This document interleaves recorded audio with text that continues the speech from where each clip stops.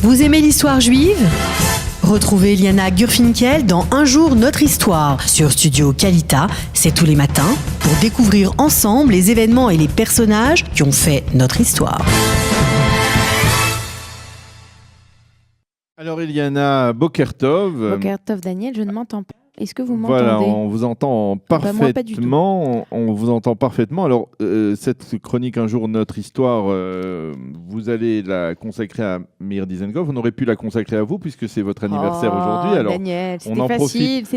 On en profite pour vous souhaiter un bon anniversaire. Merci beaucoup. Anne-Mère Vesry. Merci. Alors, justement, on voudrait vous demander de nous parler de Meir Dizengoff. Je pensais que vous alliez dire, qu'est-ce que ça vous fait d'être né le jour où Dizengoff est mort ? Oui, c'est pas trop marrant, mais enfin, voilà. Il y a d'autres choses plus marrantes que cela. Mais... je vais vous parler de Dizengoff ce matin.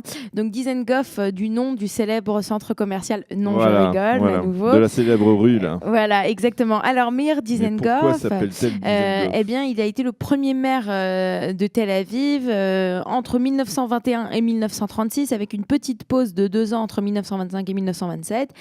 C'est de lui dont j'aimerais vous parler ce matin. Il est né en 1861. Il est né le 25 février 1861 dans le village de Ekimovtsi en Bessarabie. Sa famille va émigrer en 1878 à Kishinev. Kishinev, qui est une ville qui est malheureusement trop connue pour les pogroms qui y auront lieu un peu plus tard. C'est là-bas qu'il va étudier, qu'il va finir donc l'école, et puis il va ensuite être à l'école polytechnique de l'endroit, et il va ensuite être dans l'armée russe.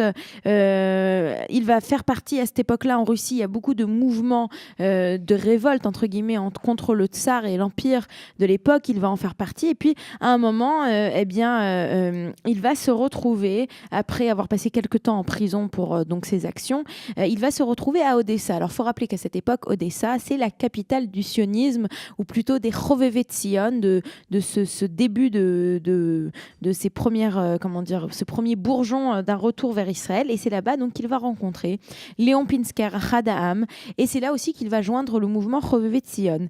Mais ce qu'il va se passer, c'est qu'en 1889, il se rend à Paris pour étudier, pour faire un diplôme d'ingénieur chimique.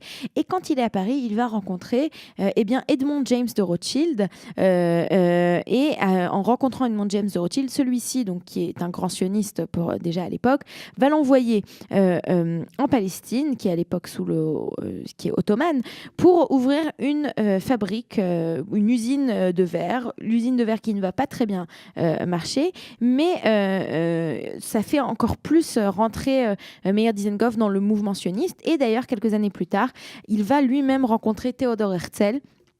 Et il va devenir un de ses plus grands groupies, si on peut dire. Il va vraiment, cette fois-ci, être complètement pris. Il va complètement adopter le sionisme. En 1905, il retourne donc par sionisme en Palestine. Il s'installe à Yafo. Et là-bas, c'est lui qui va créer cette société, la société Géoula. La Géoula, donc la délivrance, qui va délivrer des terres.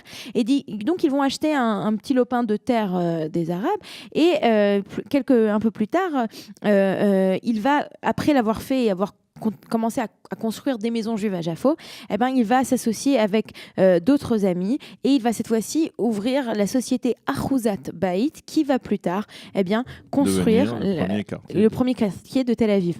Et juste après la création de Tel Aviv, c'est lui donc qui va devenir le premier maire de Tel Aviv en 1911 jusqu'en 1922. À cette époque-là, on n'a même pas encore reconnu Tel Aviv comme une cité, comme une ville, mais c'est lui qui va devenir donc son premier maire. Et il a quelque part, il a une vision globale qui lui permet de faire développer la ville de Tel Aviv. Alors, il habite dans un endroit qui est très connu, Sderot Rothschild, sur le boulevard de Rothschild, où nous nous retrouverons ce soir pour le Kalitime, voilà, pour le lancement du Kalitime. C'est moi qui présente ce soir à Tel Aviv. Voilà, je vous en prie, Daniel. Dans cette maison, c'est dans cette maison sur Sderot Rothschild, qui était sa maison personnelle. Un peu plus tard, elle deviendra le musée de Tel Aviv. Et en 1948, c'est dans ce musée de Tel Aviv qu'on déclarera l'indépendance de l'État d'Israël. Donc c'est quand même une maison assez importante.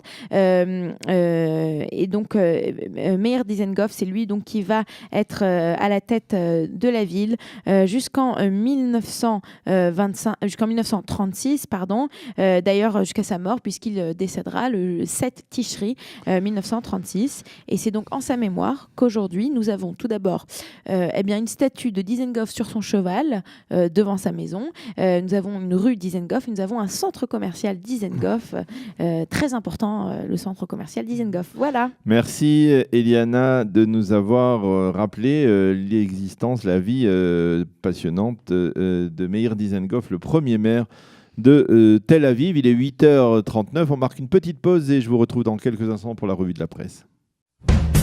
Vous aimez l'histoire juive ? Retrouvez Liana Gurfinkel dans Un jour notre histoire sur Studio Kalita, c'est tous les matins, pour découvrir ensemble les événements et les personnages qui ont fait notre histoire.